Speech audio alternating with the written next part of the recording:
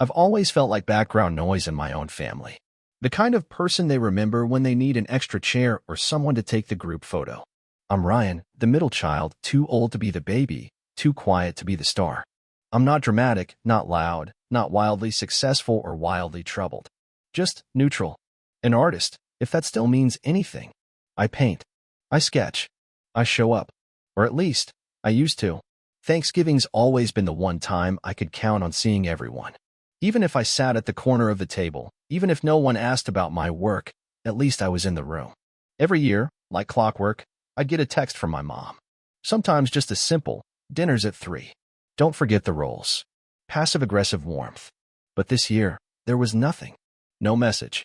No group chat ping. I even checked my spam folder, like an idiot. I told myself it was probably just late. People get busy. But then I saw the Instagram post. It was a photo of the whole family packed into Uncle Steve's dining room, plaid shirts, mismatched chairs, paper plates with gravy trails, the whole chaotic tradition. My mom was front and center, beaming. My older sister Jenna had her kids on her lap. And my best friend Kyle, who's basically a brother to me, was laughing beside the fireplace. They even had that stupid pilgrim hat centerpiece I made in 8th grade. They brought that, but not me. I stared at the screen, blinking like I could change what I was seeing. Maybe it was from last year? No, there was Aunt Carla's new boyfriend, the one she just soft-launched last month. My name wasn't tagged. No, missed you, Ryan, in the comments. Just a string of hearts, and what a beautiful family. I called Kyle. No answer. I texted him. Hey, where are you? Nothing. I waited a full hour, my phone sitting face up on the kitchen table like it owed me an explanation. By evening, I couldn't take it. I grabbed my keys and drove. Uncle Steve's house was only 40 minutes away. Maybe there'd been a mistake. Maybe someone forgot to hit send. Maybe my mom thought Jenna invited me and Jenna thought Kyle did and Kyle thought. I clung to that thread of hope so hard it left rope burns. I didn't even change clothes. Just threw on a hoodie and left. The drive was a blur of gray trees, highway signs, the dull ache in my chest turning into something sharper. As I got closer, my palms started sweating. I kept rehearsing how I'd walk and casually say, hey, what's up? Like I wasn't shaking. The closer I got, the more I felt like a trespasser in my own life. But I had to see it. I had to know if this was real or just a cruel mistake. When I turned onto their street, I saw the cars before I saw the house. The driveway was full. Kyle's car. Jenna's SUV. Even my dad's old truck. Everyone was here. Everyone but me. I pulled up to the curb like I was casing the place. Lights glowed through the front windows. Laughter spilled out in muffled waves, forks clinking. Someone shouting, not it. Probably for dish duty. For a second, I just sat there with the engine running, the heater humming like white noise against the dread rising in my chest. Then the front door opened. Uncle Steve stepped out onto the porch. Not with a smile. Not with surprise. But like he'd been waiting. I got out of the car slowly, giving a weak wave. Hey, Uncle Steve. He came down the steps, hands in his pockets, shoulders stiff. I tried to laugh, to keep it casual. Guess my invite got lost in the mail, huh? He didn't laugh. He didn't smile. He stopped a few feet from me and said, flatly, you weren't invited. I blinked. Sorry. You weren't invited, Ryan. The silence that followed was suffocating. Like all the air in the neighborhood had been sucked out. I thought maybe it was a mistake, I said, voice cracking. Mom didn't text. Jenna didn't either. So I figured. It wasn't a mistake, he said, as darting toward the house. Look, I didn't want to be the one to say this, but your mom didn't want drama today. Drama? I whispered. I've never caused drama. He shrugged, not cruelly, just cold. Sometimes it's not what you do. It's just who you are. I couldn't even process that. My ears started ringing. I glanced past him, to the living room window. There they were. My mom, sitting on the couch with a glass of wine. Jenna holding court at the dining table. Kyle, my best friend, laughing with someone I didn't recognize. No one looked like they'd noticed I was gone. No one looked like they cared. I'm your nephew, I said, the words barely audible. I've come to this dinner every year since I was 5. I know, Uncle Steve said, almost apologetic. Things change. I wanted to scream, to bang on the windows and shout my name until someone remembered it. But all I could do was stand there, frozen, while the cold bit into my hands and the taste of rejection curdled in my mouth. Go home, Ryan, he said gently, like he was doing me a kindness. I got back in my car without another word. As I drove off, I didn't look back. If I had, I think something inside me would have broken clean in half. I didn't go home. I pulled into a gas station off Route 9 and parked near the dumpsters. Sat there for over an hour, staring at the steering wheel, listening to the clink of someone restocking Red Bulls through the back door. A part of me thought, maybe this is overreacting. Maybe they just forgot. But I knew better. They didn't forget me. They excluded me. And worse, they didn't even lie about it. I didn't sleep that night. I just sat on my couch, blinds shut, still in the hoodie from the drive.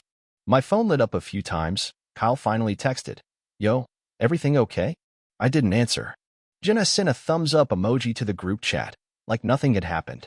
By morning, I'd scrolled through the Instagram post at least 50 times. I kept reading the comments like maybe I'd find some coded message meant for me. I didn't. But what I did find was that same feeling I used to get as a kid, watching through a window while everyone else laughed inside. Except this time, I wasn't 8 years old. And I wasn't going to swallow it. Around noon, I called Mel. She runs a viral confession page on Instagram and TikTok, mostly relationship drama and family betrayals. We met in college. She dated Kyle briefly before they both realized I was the only emotionally available one in the trio. We stayed friends. I didn't want revenge. I just needed someone to hear it. To say, yeah, that was messed up. Mel answered on the second ring. "Ryan, you okay?" I told her everything. Not angrily. Just the facts. No invite, no message, drove out, told to leave. She was silent for a bit. Then she said, "You want to post about it? I'll keep it anonymous. Just let people know they're not alone in that." It felt weird at first. Like airing dirty laundry, but I wasn't naming names. Just painting a picture. So I wrote it out. A short paragraph. Honest. Vulnerable. Imagine finding out you've been erased from your family's holiday gathering. No invite. No message. Just a photo on social media showing everyone there, except you. I drove out, hoping it was a mistake. My uncle met me at the driveway and told me flat out, "You weren't invited." Mel posted it later that afternoon. Within hours, it blew up. Thousands of comments. People saying they knew that feeling too. That they'd been the forgotten one. That I wasn't crazy or overreacting. That silence is a message. I didn't expect the validation to feel like this. Like drinking water after years of being parched and convincing yourself you just weren't thirsty. I felt seen for the first time in a long time. Then came the texts. "Mom, call me." "Jenna, is that about us?" "Kyle, bro, we need to talk." I didn't answer any of them. I let the silence speak for me. Let them wonder what else I'd say. It wasn't about revenge. It was about finally having a voice after years of being edited out of the story. And people, strangers, were listening. By the next morning, my post had over 90,000 likes. Mel texted me, "Hope you're okay." This one hit a nerve. She was right. The comments were pouring in, some angry, some heartbreakingly familiar. People shared stories about being left out, erased, forgotten by the people they loved most. I sat there reading them like scripture. For once, I wasn't the weird one. I wasn't the drama. I was just honest. That afternoon, the voicemails started. First was Mom. "Ryan, sweetheart, please call me. This is all a misunderstanding. I thought maybe you were traveling again like last year." Line number 1. I hadn't traveled for Thanksgiving in 3 years. Then Jenna, you could have just said something instead of going nuclear on the internet. I assumed you weren't coming. No one said otherwise. Line number 2. She always texted me the week before, usually to guilt me into bringing wine. Kyle was next. His message was shorter. "I don't know what happened, man. I thought your mom invited you. You know how chaotic it gets. Let's talk." I just sat there, holding the phone to my ear like it was a grenade. Each message chipped away at the old version of me. The version that always gave them the benefit of the doubt. Because here's the truth. No one forgot. They decided. And now that strangers knew, they were scrambling. Not to fix it. Just to control the optics. I could have responded. Could have told them how much it hurt. How small I felt. But I didn't. I let the silence stretch. Days passed. The post was still up, still growing. Someone on TikTok made a stitch about it. Another user did a dramatic reading, and I watched the comments roll in like therapy. It was surreal, being anonymous and yet completely exposed. Mom texted again. "Maybe come for Christmas? We can talk in person." As if I could pretend none of this happened over a plate of ham. What I wanted, what I needed, was something they'd never given me: acknowledgement, accountability. But all they offered were excuses wrapped in nostalgia. And for the first time, I didn't feel guilty for wanting more. I wasn't mad that they'd hurt me. I was mad that it took the internet's approval for them to even notice. Their whole house of cards, this shiny image of family unity, was shaking now. And they had no clue how to hold it together without pretending I was part of it. I didn't delete the post. I didn't respond to the texts. I just let them live in the quiet I'd occupied for years. It was just after midnight when my phone buzzed with an unknown number. Normally, I would have let it go, but something made me pick up. "Ryan," the voice said. "It's Emily. Emily Hastings." It took me a second. "Uncle Steve's daughter?" "Yeah," she said. "I saw the post. I knew it was you." I hadn't talked to Emily in years. She'd disappeared from family gatherings sometime after high school. There were whispers. She was rebellious, dramatic, too sensitive. She didn't even show up to Grandma's funeral. "What made you call?" I asked. "I just needed you to know you're not crazy. Or alone." The next thing she said cracked something open in me. "He did it to me too." She meant Uncle Steve. "He froze me out after I got into that fight with Mom," she said. "Said I was making everything about me. One year I just didn't get the invite. Same thing. Everyone played dumb.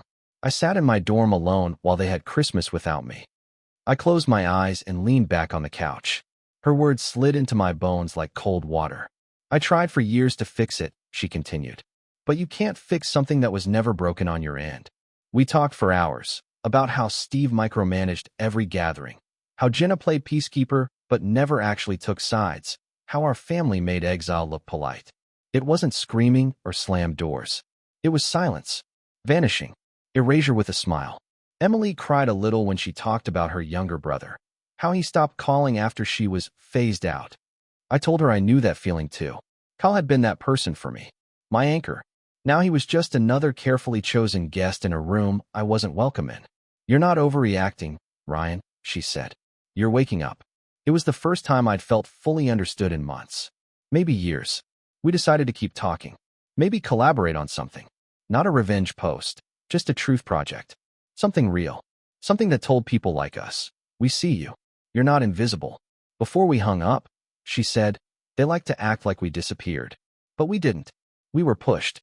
I stared at the ceiling after the call ended, her words replaying over and over. We were pushed. And now? I was done trying to crawl back in. The knock came on a Thursday. It was around 6 p.m. I was halfway through a canvas, music low, paint drying on my palms. The sound startled me.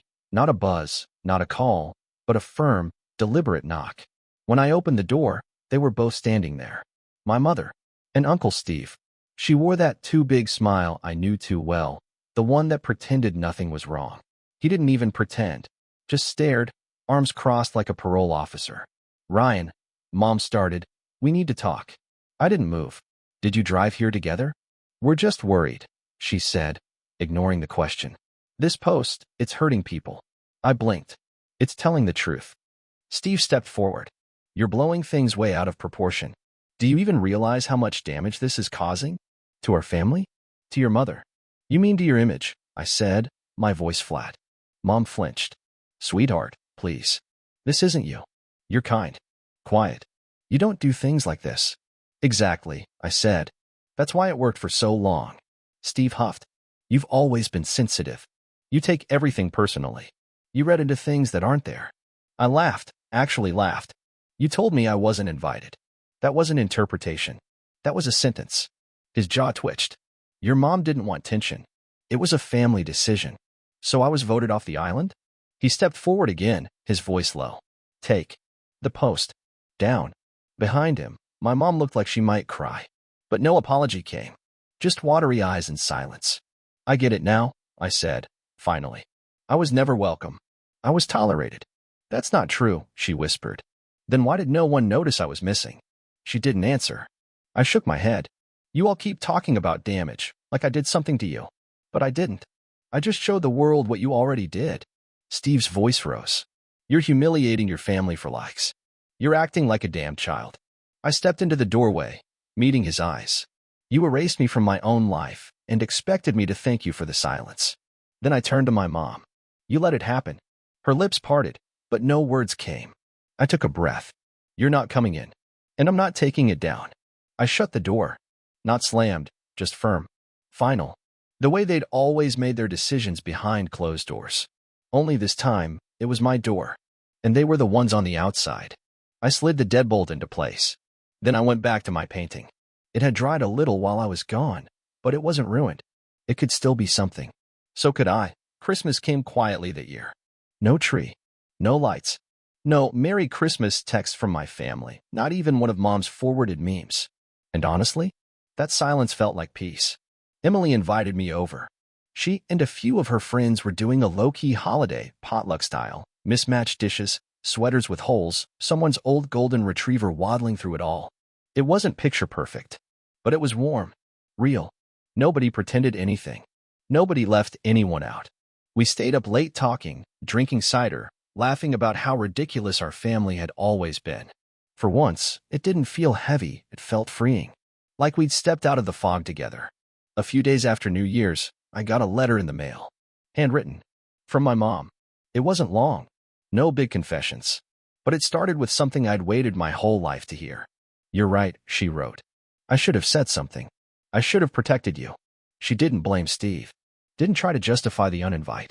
She just owned it, quietly. "I thought silence would keep the peace," she wrote. "But it only kept you out."